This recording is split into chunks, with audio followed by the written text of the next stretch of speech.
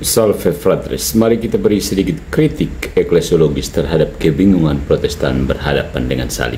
Kentara bahwa sebenarnya mereka bukan Kristen ya. Yang pertama, ada fragmen epistemik, gereja tanpa pusat otoritas.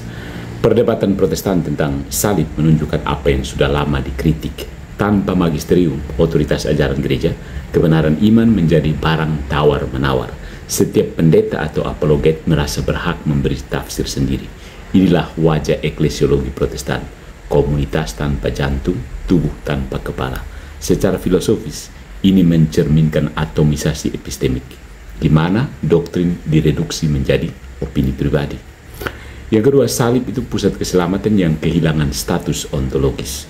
Dalam Katolik, salib bukan hanya momen sejarah, melainkan misteri yang dihadirkan secara sakramental dalam Ekaristi. Gereja bertindak sebagai subjek kolektif yang terus-menerus mengaktualkan karya Kristus. Dalam Protestantisme, karena sakramentalitas ditolak, salib direduksi jadi peristiwa lalu atau bahkan peristiwa halu yang hanya bisa diingat, diperdebatkan, dan diinterpretasi. Eklesiologinya kehilangan ontological grounding. Tanpa tubuh gereja, misteri salib tak bisa hadir di sini dan kini di dalam Protestantisme. Yang ketiga, ketidakmampuan menjaga kesatuan iman. Kasus Edis TV hanyalah gejala. Hari ini dia bilang salib rencana iblis, besok pendeta lain bantah, lusa muncul tafsir baru lagi. Eklesiologi Protestan memang memungkinkan skisma internal tanpa akhir.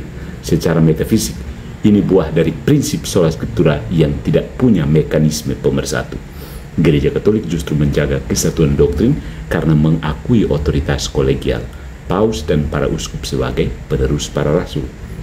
Yang keempat, eklesiologi Katolik itu gereja sebagai memoria viva, ya, kenangan yang hidup.